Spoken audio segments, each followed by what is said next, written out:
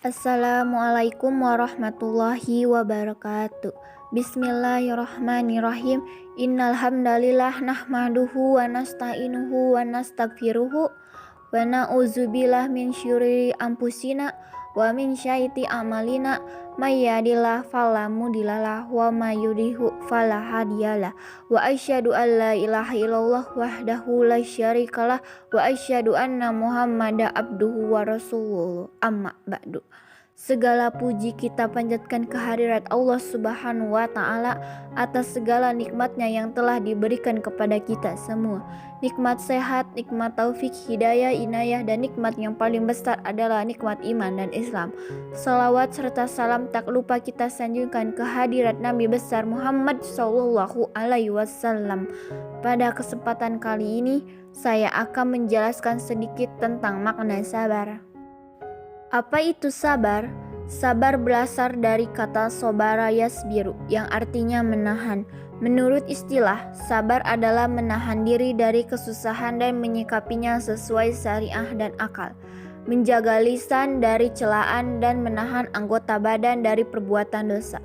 Sabar adalah pilar kebahagiaan seorang hamba.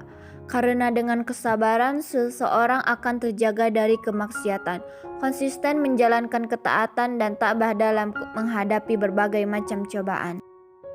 Sabar merupakan ajaran yang banyak sekali disinggung dalam Al-Quran maupun hadis, sehingga manusia senantiasa diarahkan untuk selalu bersabar dalam menjalani kehidupannya. Kesabaran yang sebenarnya adalah kemampuan dalam mengendalikan sikap dan menahan emosi, sehingga bisa dengan ikhlas dan rela mati menerima kondisi yang sedang dihadapinya demi mendapat balasan yang baik kelak di akhirat nanti. Allah Subhanahu wa Ta'ala berfirman dalam Quran surat Al-Baqarah ayat 153. A'udzu billahi minasyaitonir rajim.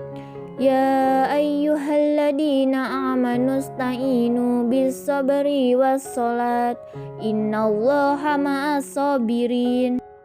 Hai orang-orang yang beriman, jadikanlah sabar dan salat sebagai penolongmu. Sesungguhnya Allah beserta orang-orang yang sabar. Dalam ayat tersebut Allah menjelaskan kepada orang-orang yang beriman bahwa Allah akan selalu beserta mereka yang menjadikan sabar dan salat sebagai penolong. Allah juga menjanjikan kedudukannya yang tinggi bagi hamba-hambanya yang bersabar. Bila segala cobaan dihadapinya dengan penuh kesabaran, maka baginya pahala dari Allah Subhanahu wa Ta'ala. Bila Allah mencintai kaumnya, maka diujinya lebih dahulu. Dan Anda jangan salah faham, bila seseorang mukmin dilanda beberapa ujian, baik kesengsaraan, penyakit, dan berbagai macam problem kehidupan, maka dalam hal ini berarti hamba itu benar-benar dicintai oleh Allah. Bila ujian tersebut dihadapi dengan penuh kesabaran. Jadi bukan berarti Allah membenci kemudian diberinya ujian tersebut. Karena dengan besarnya ujian yang akan diterima bila sabar menghadapinya. Dengan ujian yang menimpa pada seseorang, maka haruslah kita terima penuh kesabaran.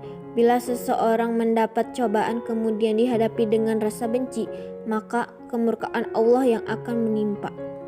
Sabar itu ada 3 bagian. Pertama, sabar mematuhi ketaatan perintah dan larangan Allah Subhanahu wa Ta'ala. Kedua, sabar terhadap musibah atau cobaan yang menimpa. Ketiga, sabar akan ujian kesenangan. Sabar dan patuh kepada Allah Subhanahu wa Ta'ala harus dalam istiqomah atau keteguhan hati. Tidak lupa bahwa hidup itu sementara dan suatu saat nanti semua akan dikembalikan kepadanya.